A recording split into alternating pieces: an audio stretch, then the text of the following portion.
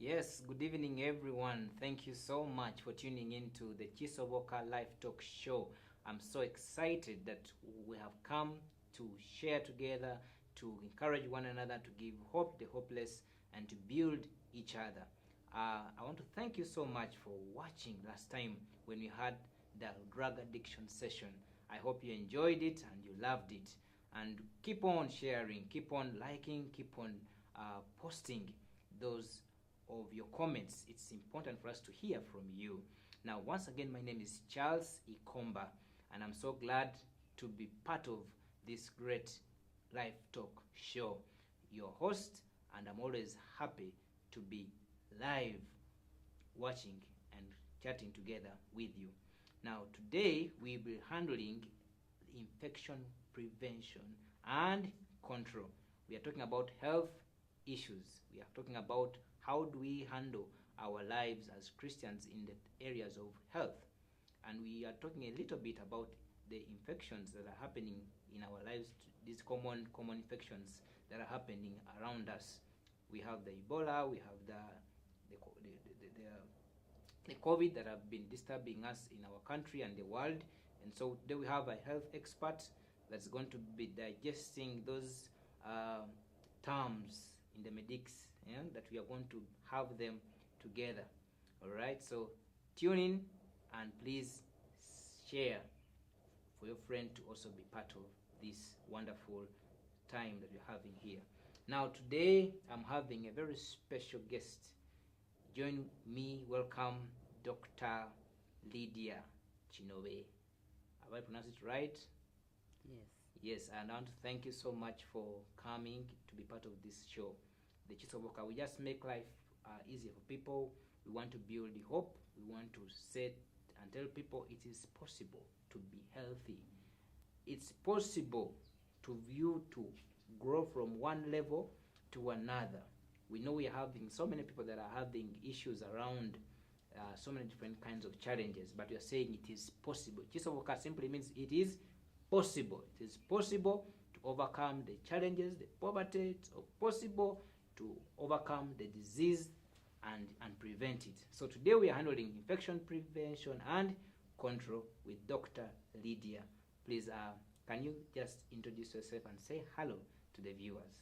Thank you and you're most welcome. Thank you very much, Mr. Ikomba. Yes. My name is Kisoboka Lydia and I work with Mengo Hospital. I've been working with Mengo Hospital for 7 years, Wow. close to 8 years, Mm-hmm. and I have an experience of more than 30 years in health service. In Mengo Hospital, I work as a manager, I would say a team leader to the accident and emergency department, Okay. where everybody is received, where a reception for everybody coming in for the first time, Mm-hmm. and where all the patients that would have accidents, have emergencies, that's their Yes. first point of contact. So ideally, I work in a department which is actually an icon Mm-hmm. and as a frontliner, I know. yeah, I receive those kind of patients. Of recent, we have had pandemics and the endemics, Yes. and Mengo, we had to come up with a rescue team, which I would call, which I would name as An emergency rescue. emergency rescue team. Yes. Actually, it is called task force in the Ministry of Health, and I happen to work as an incident commander on that team. Wow. Thank you very much. Thank you for viewing. You're welcome. Yes. Wow, I'm seeing now the fire is now keeping up and heating up. Yes. Now, a little bit about your life as a health worker. What led you to join the health department or health section? Was that your ambition from childhood, or you just you just found yourself from Gogude moving into? Actually, What drove you to enter the health department? Why didn't you become a lawyer? Why didn't you become a farmer? Why didn't you become any other profession? Why did you choose health? yes, I'll tell you my story. Yes. I think it was God-given and it's God-chosen. And I want to tell you, being a health worker is not a profession. it's not professional. It's a vocation. It's a calling. It's not easy to become a health worker. Yeah, right from childhood, I think I loved to be a health worker. And my father, since my father was a doctor, my father told me when I grew up that, oh, my child, all along you had wanted to become a nurse. He told me that I admired nurses, how smart they are and what they used to do. So as a child, I kept myself very smart. I would not play in mud. I had my handkerchief just besides me, in case of, to clean my nose all the time and that kind of thing. Yes. So he said I loved being a nurse all the way through when I was a child. Because we stayed in hospitals, of course. During those days, doctors were hosted into the hospital, and they used to have yes, they used to stay in the doctor's quarters. So I grew up in hospitals, and my father told me that I admired to become a nurse. You know, when I completed my high school, I also still admired to become a nurse, and indeed I went for an interview. This time when I was joining nursing, actually it was the commissioner who interviewed me. Yes. When the commissioner threw a number of questions to me, one question I told her, one statement I said was that, yes, please, madam, I'm just pleading with you, do not make me lose this chance to join the nurse. I love that uniform. Please allow me wear that uniform. She just said, you know what? I've given the position. Just go and prepare yourself. Come and study nursing. She saw the passion of my becoming a nurse. And all the way through, I've never been disgusted in any or another in my job. To know that I have passion for my job, really. And actually, I'll tell you, if you came to Mengo, I think I'm the only manager that you'll find in Mengo Hospital who works from 8 a.m. to maybe 8 p.m., all the 12 hours. Wow. And yet my colleagues medical have left at 5 p.m., at 6 p.m., but I'm the last person to leave the hospital. Yes. So that's how passionate I am for my calling. Wow. Thank you very much. Welcome. Yes. So you call it as a calling. Yeah, it's a calling. To me, it's a calling, yes. And you spoke something about hygiene when you're still young. You said you move with your hanky. In other words, the health, what we're struggling with is always about hygiene. Exactly. Right? The diseases that are around, the viruses, all about coming back to hygiene. Yes. And so today, it also said in your introduction, you're married woman? Yes, I am married with 2 children. Actually, all my children are engineers. I don't have any health worker, surprisingly, but they are all engineers, yes. So they went for the... Who is in the engineering department? Their father is an engineer. Yes. So both the boy and the girl are all engineers. Oh. Yeah, maybe my vazukulu. They are coming. My grandchildren will be The health medical workers, area. yes. But that's okay. We thank God for that. It's not easy by the such families to have those wonderful children in those different professions. Now, back to what we're discussing today. If someone came to you and said, so I am having this infection here. You usually have those terms. When you say an infection, what do you mean by an infection? In the medical terms, what's an infection to a layman's language? Just break it down for the layman's language. What's an infection? Thank you very much. An infection, I would say, is a common word that is used, but it simply means an invasion by germs into your body system. Ideally, we're not supposed to have harmful germs into our body system. The moment they penetrate into our body system, yes, you're just going to have those infections and you have trouble. You know, the body itself also has a way of fighting back when it is invaded. Actually, if you learned sometime back with HIV and that kind of thing, they always tell us the white blood cells that are the fighters. So they fight back. And when they're fighting back, they cause inflammation. You know where 2 bulls or two elephants have fought, that area becomes, yes, it becomes a disaster. Some actually. Friction Yes, somewhere. there's some friction. And that friction is called an inflammation. And when you get that friction into your body, that inflammation, it's a fertile ground for invasion of other microorganisms. And we have these germs. Some of these germs are to protect us, actually. For example, the germs in the mouth are very, very harmful germs. But if someone bites you, it's actually very dangerous, more than a dog would have bitten you. What? The mouth, actually, if someone bites you... Say that again? Yes, the germs in the mouth are there to protect the mouth. They protect the mouth and protect it from any harmful effects, Yes. or germs or something like that. But if those germs happen to go into your blood system through the biting, they are very, very harmful. If someone bit your finger or any part of your body, actually, if you don't treat very quickly, you may end up that part being chopped off completely. That's a human bite. A human bite is dangerous, more dangerous than a dog bite. Yes. Wow, so these germs we have protect us, actually. On your skin, you have all these germs protecting your skin very well. But the moment they cross to your bloodstream or to where they're not supposed to be, of course, they will cause infection. Yes. So that's what we call infection. And we have also the surrounding germs around us, in the water and the food, and the environment itself. If you have those germs into the place where they are not supposed to be, of course, they'll cause havoc, and that's the infection. Yes. So today we are handling that. I hope now, my viewers, you're getting the gist of the matter, what we're trying to talk about in depth. And so please keep sharing, keep liking, and keep the comments in the notification chat. I mean in the chat box.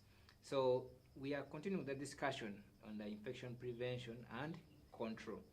So how do we prevent those infections, nurse? Or in Uganda we call it musao. Yes. Yes. Okay, infection prevention and control has become a common phenomenon in this age and era, especially in the age of COVID-19, and in now the era of Ebola. Yeah, which is the most recent, and which is actually taking us, like I would say, kagudeyo. So in the age and era of COVID-19, actually, we practiced something that was called infection prevention and control, and it was done by everybody at their level. You only did not know that it was an infection and control program, but when they will tell you sanitize, wash your hands with soap and water, please keep a distance. All those were actually programs or SOPs. You've heard about what they call SOPs. Yes. Those are standard operative procedures. Actually, if you analyze very well, those look like very difficult terms, but these are the things that we always do.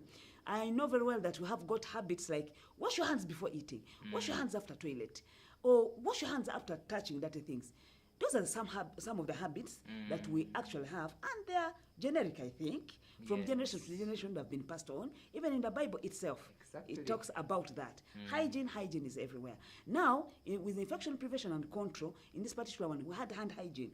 We've seen that in most cases, these hands actually are the ones that touch everywhere. They touch all the surfaces, they touch the environment, then before you know, they are touching also your skin and the soft parts on your body. For example, the eyes have got a mucous membrane, that's the soft part, where these infections can actually invade and enter into, penetrate your body system, then the nose and the mouth. We know that very well. It's the reason we're emphasizing on hand hygiene. Wash your hands all the time. Actually, we've observed that this hand hygiene has done a tremendous job. We no longer have diarrhea diseases. Typhoid diseases are now very low. Eye infections of the eye, we used to have them a lot, the red eyes. For a long time, we've not had an outbreak of red eyes. Because it's as a result of hand washing. If you wash your hands, I'm telling you, you're going to prevent a lot of infections, and you're going to control all these diseases. In COVID-19, actually, when we washed our hands and sanitized, you see that in that age and era, we're able to control. Even up to now, we've been able to control. Even with Ebola, it's the same thing. And with Ebola, actually, it is about soap and water. Wash your hands. It's the hands that actually move the Ebola virus disease. Because when you touch, for it is a direct contact. So if you wash your hands with soap and water, then you'll have done a very great job. You'll have prevented and controlled the infection of Ebola. Actually, with Ebola, why we are emphasizing with soap and water, and not so much of alcohol rub, is because Ebola is like fatty. It's a fatty kind of something.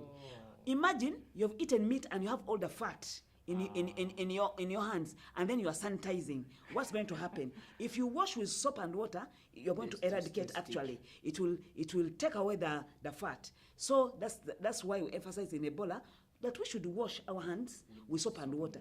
Ebola is very, very contagious, but very easy to control. Thank you very much. Wow. I'm liking the explanation. It drives us to deeper discussions. And I hope my viewers, you're getting something from Dr. Lydia. That brings us to Christianity also. We have Christians who say, these things of hygiene are for not for us, the Christians. It's just by the way. We ignore certain things that really affect us. I know of people who are struggling with diseases brought by poor hygiene. And so I was telling her before the discussion began that we start casting out demons of infections, but not knowing that the issue was the hygiene. Someone didn't take care of themselves well. Now, doctor, how can we try to push ourselves to a level where we are able to have those health habits in us? What are some of those things that we can keep doing on daily basis that can help us overcome those infections? And I know there are different types of infections. That maybe you can just highlight a little bit about them, the different infections that we may be talking about. Yeah, he has asked me how we can have a habit of controlling infection. Actually, if you can begin with a habit of washing our hands with soap and water, we shall be good to go. Like I said, most infections that are with us now, that are giving us trouble actually, if you maintain a hand hygiene phenomenon and habit, I think we'll be good to go. However, we also have several types of infections. For example, we have different germs causing infections. We have protozoas. Protozoas could be in a group of malaria parasites. Then we also have fungal infection. Fungal infection is Bisente. If you have seen Bisente anywhere, that is fungal infection. Bisente, ringworms, and that kind of thing, that is fungal infection. And it comes from algae, that kind of things. It can also come from spores, so those are Bisente. We have got also infection caused by bacteria, and these are now microorganisms, I would say, that are seen by a microscope, or diagnosed in hospitals, or that are transmitted from one person to another through unhygienic measures, or through droplet infection. Droplet infection, I mean, like the president said, and then direct contact by touching surfaces that are contaminated, and then you touch yourself. Infections like bacteria and viruses. Those are the different germs. Actually, we have the protozoa germs, we have the bacteria germs, we have the virus germ, and then we have the protozoas, yes. And they cause different kind of infection within us. We also have the worm infestations. When you eat crops or cabbage, raw things without washing them, mangoes and those kind of fruits and everything, yes, you'll get worms. Actually, worms lay their eggs in the leaves and that kind of thing. If you eat them directly, then you'll have a worm infestation into your stomach. Yes. I'll just make some people laugh today. I was arguing someone else who was telling me that washing fruits with soap and water, is it scientifically correct? Yeah, washing fruits with soap and water. Actually, some people wash fruits with soap and water. It wouldn't cause any problem because the skin that is covering the fruit is really intact. There's a way God created everything and protected what is inside, even with our own bodies, even with children who are just born like today. Their protection actually, however, they're fragile, but He has protected. If you deal with everything so well, I am telling you, it would be a walkover. So it's right. Washing fruit with soap and water would be a good thing. Because if you're washing your hands with soap and water, you can also wash what you're going to eat. Although it's not so feasible to do. It's not something that is very easy to do. You won't move with soap and water everywhere. It's something that is not. At least you'll wash. At least you will wash with water, and thoroughly with water, Yeah. and then wipe out the physical germs, like the worm infestations, like I've told you, the worms, the eggs from the worms, those kind of things. Yes, the direct dirt that is carrying the germs. If it is washed off, you'll be good to go. Yes. And we also have, Doctor, some people who take 10 months, 2 years without deworming, and they are watching us here. Please remind them to also learn to deworm. I think to deworm themselves, because I think that's also the internal infection, isn't it? I remember in primary they used to tell us deworm after 3 months. 3 Yes. months. Yes. I think that's also high. Deworming is very necessary, and especially with people who eat PIG. I'm telling you, PIG has got tapeworm in its skin, and Paper one if you're geography. a good PIG eater, Perhaps we call it you anointing must oil. exactly you must deworm yourself frequently. And you know, the deworming program is everywhere in our communities, where you get the community health services. They have dewormers, and we also have programs with schools whereby we take these dewormers to the children. Yes, it's not something that is very expensive. Actually, dewormers are very cheap. Everyone can access them. Okay. Yeah. Now, you mentioned something about, and that's very profound, about the different infections and how we get them and how we can prevent them. What happens now that it has come, like now what you're dealing with? Someone has neglected the washing, and then now they have the infection. What are some of those measures that you usually now do, now that they have the disease? Yes. Actually, if you have an infection, you'll just begin by having signs of unwellness. One of them is fever. Number one sign you'll get is fever. You'll get, your body will react immediately to what is perturbing it. Yes. By having a fever. And like I told you, if a worm or a germ invades your body, there will be that fighting, which causes an inflammation, and that inflammation actually causes that fever. From that fever, you'll detect that, you know, there's a reaction somewhere. I must have had an infestation or an invasion of a germ or something. So now, if you get that fever, it's going to begin disorganizing your body, because it's an abnormal heat into your body or bloodstream or your internal organs. Then you'll begin getting a disorganization of your normal function of your body. Then that's when you get a headache, you'll get maybe a running stomach, you'll begin getting all these kind of things, because all these other symptoms will be added, because now your body is disorganized. Yes. And it's reacting to the other its function virus. is being disrupted or interrupted. Oh. Yes. So those are some of the ways you know that, okay, now it has really penetrated in my body. And when it penetrates your body and you realize that you're having now signs and symptoms, you should go to the hospital actually. And then also self-treatment is not something that is good, that now is becoming a habit to most of our people or in the community. Treating ourselves is not something that is very good. Actually, we've caused a lot of havoc, and that is drug resistance. We've got a lot of medicine resistance because we now opt to treating ourselves. You go buy an underdose for yourself, or an overdose to yourself, or a drug that is not actually connected with the infection that you have, causing now resistance.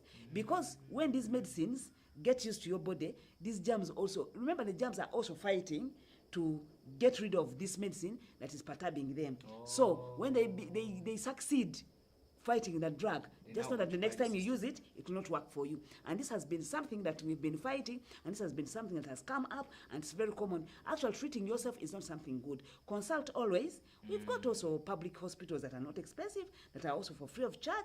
We have got community health services.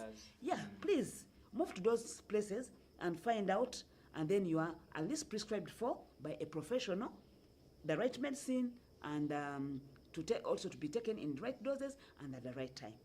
Yeah, that is so common, by the way. Yes. Someone gets a headache and then they say, let me buy action. Exactly. Action tablets. Exactly. Someone feels the stomach is a bit running, let me go and stop the diarrhea from continuing. But I think it's also very good for us to go to the health teams, because sometimes, like you said, you think it is headache, yet is a bacterial infection, whatever that has come in. Sure. Now we are in this season of Christmas. I know December is just on our door knocking. Hello, I'm coming. What would you like to tell our viewers and the community out there, how can they live healthy in this season of the Christmas or festive season that we are entering in? Because most times we come out of Xmas season or festive season with two things: too broke and too sick.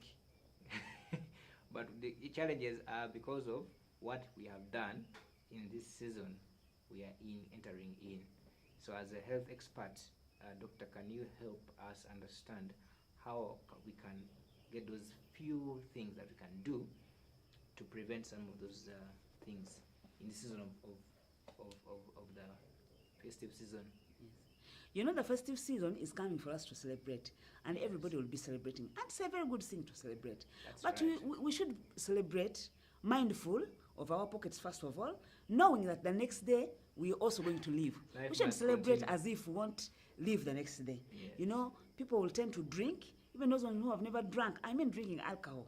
We'll drink alcohol, drink all these toxic kind of drinks, and eat all this toxic kind of things because there's in the name of celebrating. But God also tells us to be mindful of what we are doing. Everything has got its season and its time. But as Christians, we need to be mindful of everything. You know, there's a saying that says too much of something is always bad. That's and true. Indeed it is bad. And there's also something that is said, it's actually saying that I thought was a scripture, but only to find out it wasn't a scripture.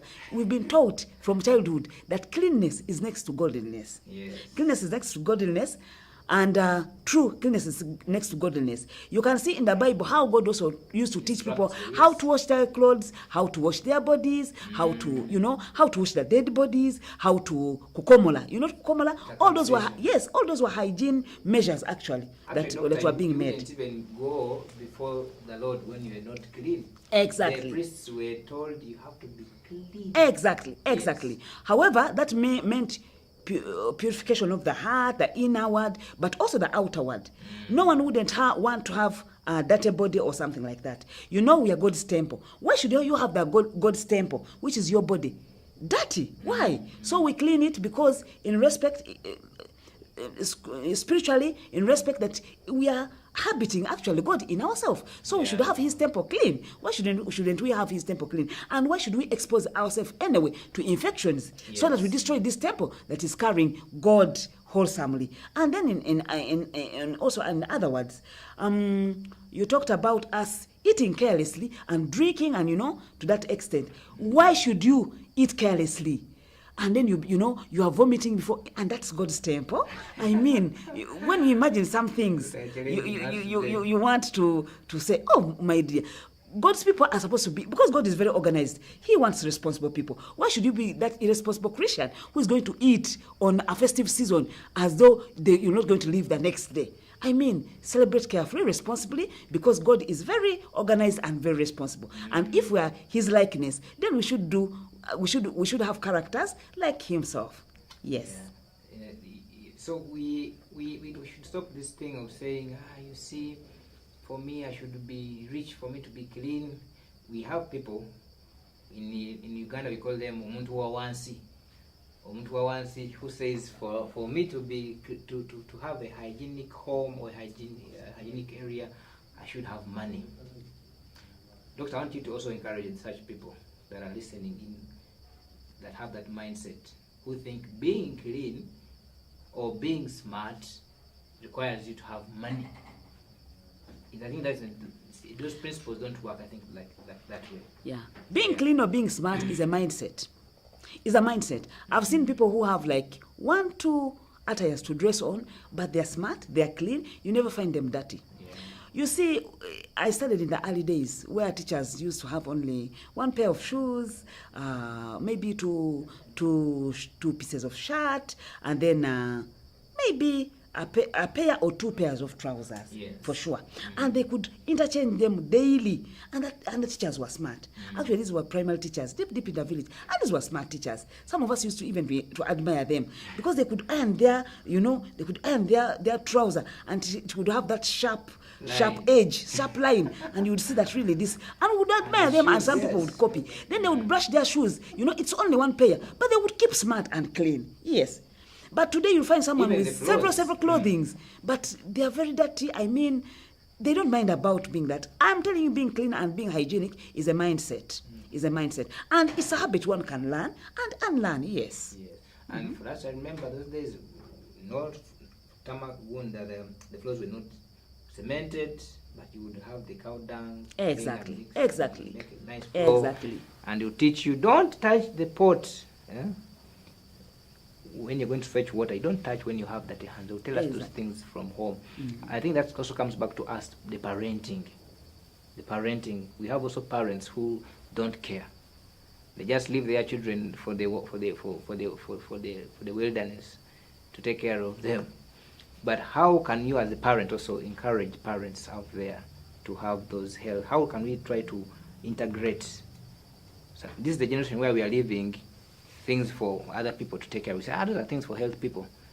Forgetting that also parents have a role in investing in their children, in their homes, to make sure that they are disease-free or infection-free. Yes. Yeah, in the same manner or in the same spirit, parenting is something that is very, very good, and something that is very crucial and very important.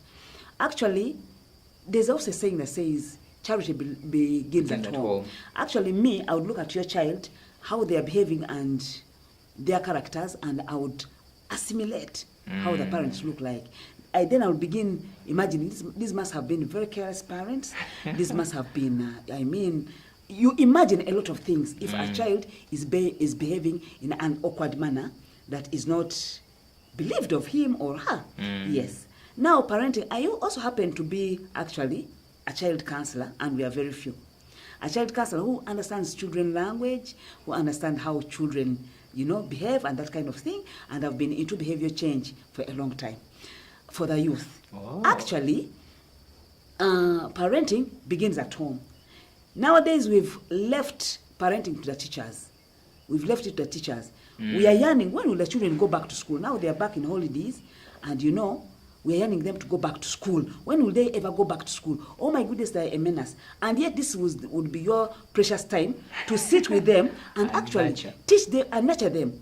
Teach them habits, health habits and all other habits that would actually lead them to the future. But instead, we are leaving our children to go wild. When we come back home, we are on our laptops. We come back actually with work at home. If it's not work, you are on your WhatsApp and that kind of thing. And you're not even observing what the children are doing.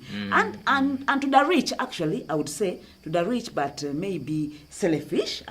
If I don't know, I want to use polite words. Yes. To the rich, but actually they are selfish. Then you will find also the children have their own phones, and everybody's on phone. There's no interaction in between. But you look at our early fathers, what they used to do. Would sit around the fireplace, discuss a lot of things, have rhymes and poems which had meaning.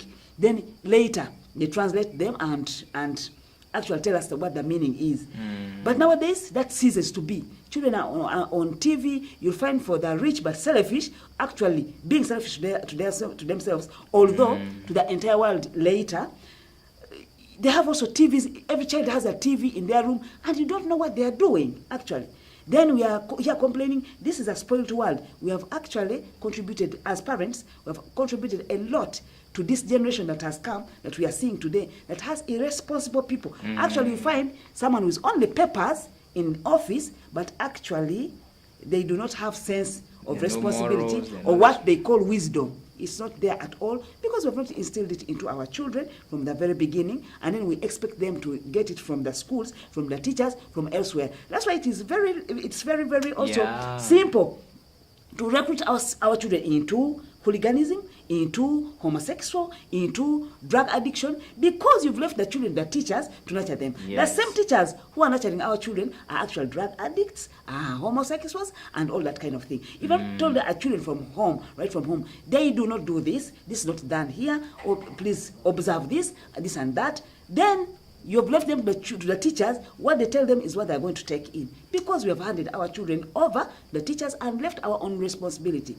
If you touch a child and you see the devil is taking charge of that actually and using it against us, that bring in all these kind of rights, all this kind of, if your father beats you, please go and report to police, and all these kind of things. And these things are coming even here in Africa. But what does the Bible say as Christians? Let's spare a rod and spoil a child. Exactly. We are leaving all those all those norms that God actually put for us to let our children into his own liking, into his own characters, and we are giving it to the devil to nurture our children. And in fact, then we are beginning to complain. In the future, if we still get children of this nature, you don't have any good doctors, you don't have any good engineers, you don't have any good, nurses. And before you know, you think that you're still strong today and you'll be strong forever, but actually you learn in two hands like that, and I mean, that will be your fateful day. And that's when you'll actually regret why we do not nurture our children and pass on the legacy that our grandparents have passed on time immemorial. So we shall be having doctors and engineers and farmers and whatever kind of profession with papers, but no wisdom, no thinking, no what, nothing. So it comes back to still home. No responsibility. The hygiene we're talking about, the infection prevention and control still comes back to our homes. Exactly. We can invest them in our homes and start keeping our children, telling your child, hey, before you eat, please wash your hands with soap and water. Before you do this, do this. I think that will help us move on well. Exactly. And I think my last dear question to you is, you mentioned something about how it has affected your departments in the health area, on the health sector. How has COVID, just a deep brief, then we finalize with our discussion for today. How has COVID-19 and this Ebola affected the health sector in terms of the lives of people, bringing in stress and bringing in depression to your children and families and to us, all of us in general? I think you do a lot of surveys and research of how this has really affected lives of people in Uganda and the world. Yeah, the COVID-19 and the Ebola now actually have affected our lives. A number of people have, actually everybody was stressed. If you could analyze. And lives even. Everybody was, we all lived in fear. We all lived in fright. You know, some health workers left the job. They couldn't stand it. We lived in stress because we are seeing people die every day. Lives being claimed by these infections all the time. COVID was a very terrible infection that was airborne even. You wouldn't avoid it. We had to put on masks for all that long time. You can imagine. We were disfigured ourselves. Actually, it brought a lot of stress. A lot of stress. People lost jobs. So, that is now economically. Yes. People lost jobs because of the lockdowns and the quarantines and the restrictions. Actually, you wouldn't continue to work. So you stayed at home. But stay at home and do what? Stay at home and eat what? You know, it brought a lot of stress to ourselves. Even the children now were backslid into their studies because for a long time they were at home and they were not being taught at all. You know, it was all crazy. It brought a lot of stress. And to those ones who lost their dear ones, actually, you lose your husband, you lose your father. You know, this was a working person, and within no time or in a tweak of an eye, they are already dead. People mentally became mad. Yeah, people actually went into depression. A lot of depression, from stress to depression. Actually, up to now, it's still ongoing. I would acquit this to refugees, you know. Refugees have almost lost everything. Economically, they've lost property, they've lost income, they've lost everything, they've lost love. There's a lot of loss in between there, which brings a lot of stress, and actually, which stress can, if not handled well, can go into depression. Yes. Then, when someone is stressed, how do you know that someone is stressed and someone is depressed?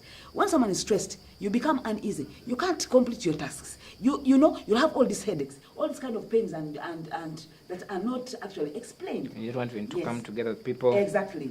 Then you'll see, before you know, you'll begin now separating yourself from others, wanting to isolate yourself, wanting to, you know, to be alone and that kind of thing. Speaking to yourself, you just know, failure to sleep, or now eating habits will change. You'll either eat a lot or eat less, that kind of thing. You lose weight, and I'm telling you, then one will just know that you're going into depression. Doctor, yes, before you know, you become irritable and begin beating up the entire community, and then you will end up in Utabika. But all this, if you know very well, because I've known stories that have come up, I'm going to tell you one story without mentioning anyone's name. But I came in contact with a scenario whereby a father was sleeping with her senior 2 child, and this was and all this was stress. Actually, stress which went into madness. You know, sleep and with then, your daughter. You know, she goes to seek for health, her child is vomiting all the time, and so saying, I've treated this child and this child is not becoming better. Only to scan and find this child is having pregnant. She's pregnant. And the mother wanted to eat her up. On asking her who impregnated you, Dad impregnated me, that kind of thing. Yes. Sad story. Such kind of a story. Dad impregnated me. And that one now brought that home to a disaster, actually, to a disaster. A lot of things were being done. You've heard of a lady who was chopped by his husband. All that was stress. The husband was a teacher and this lady was a nurse. And because transport was difficult, she was being dropped at home by colleagues, She actually went an extra mile to find transport, and then he comes back and the husband is asking, who is this who dropped you? Chopped her in 2 pieces. Ooh. And this mother lost her life and left behind children. So stress can take you to madness.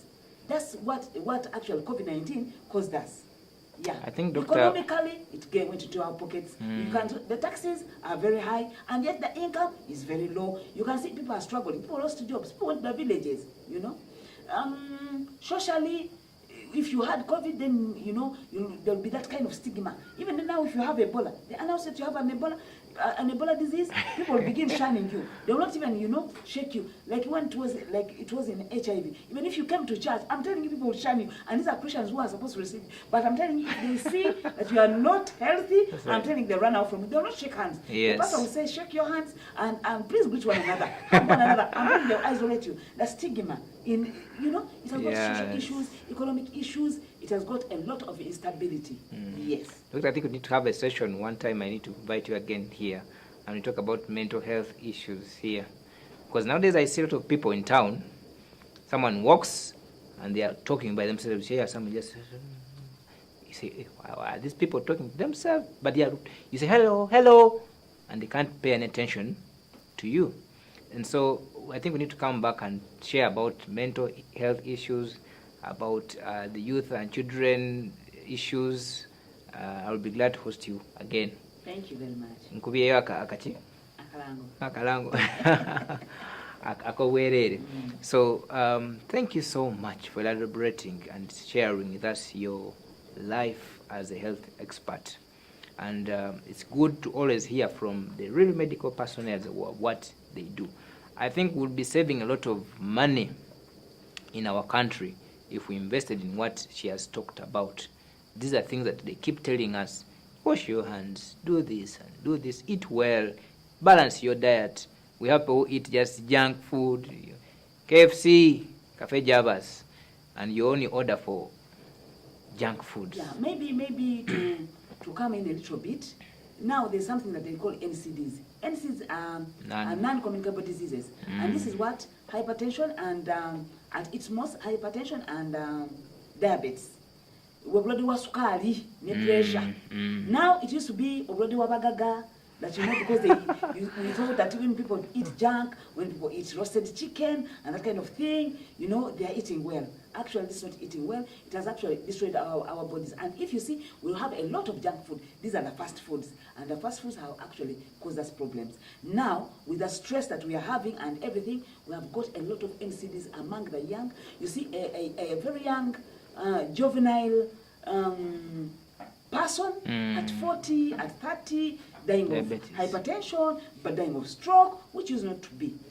So now, as we live, now it is a routine that you need to move to hospitals and test for your blood pressure and test for your sugars, so that you know your levels. Because they are pain-free. These are things that are not pain, but they accumulate in your body. If you're not testing, you just begin by having a stroke, by having a fall in the bathroom, and those kind of things. And then you begin, he slid in the bathroom. It was not that. Actually, it is because he didn't know his blood sugars, how his body is behaving with the diabetes, how his body is behaving with the pressure. You call it pressure, but we call it hypertension in the scientific language. Yes. So those things have to be checked. It has to be a routine check. We have got a bad health habits of not checking ourselves, but actually we're supposed to be checking. That's called wellness regularly, and get to know how your body system is exercising working. also. Yes, this is a habit that we have not learned, that is not here at all, and it has costed a lot of losses in lives, actually. I mean, remember the issue of exercising. How people who drive from their homes to office, from office to the working table, from working table back to the car and home. And even when they're at the working table, even if they wanted a cup, you have got these chairs that have got wheels, and you only wheel yourself. Wheel yourself to the next table, pick what you want, wheel yourself back, you know, and you're doing that kind of thing. From there into the parking yard, or you're even driven off. You don't even exercise your arms by driving yourself. You're being dropped, you're being picked, that kind of thing. And you think that is healthy. It's not healthy at all. And then we have one doctor, one professor who said, avoid drinking a lot of acidic things like sodas and what. Take water. Juice is not water. Your body is 70%, 75% water. Yes. So if you want to live long and live healthy, take water. At least 8 glasses of water are recommended every day. You can take them as sips. Sip it wherever you are. Take a lot of water and you'll be good to go. Yes. Doctor, finally, what about the smiles? I was told also smile plays a huge role. Actually, if you get the smiles, it's even biblical. That someone who laughs lives longer. It's biblical. Yes. So that someone who laughs takes off stress. Smile. Have fun, you know. Yes. Have stress relievers. Yes. Stress free. Enjoy yourself. Yes. Yes. Have if your hobbies. If your hobbies are taking you to a fun that will make you stress free for some time. You know, when you get stressed, adrenaline pours into your body. It's a chemical within our body that causes all this kind of havoc and disorganization into your body system. Yes. But when you laugh, you know, it's something that is good and healthy for your life. And people who laugh not grow old like myself. Yes. That's true. Yes, thank you so much, our dear viewers, for tuning in. We are so happy to have you tuned in.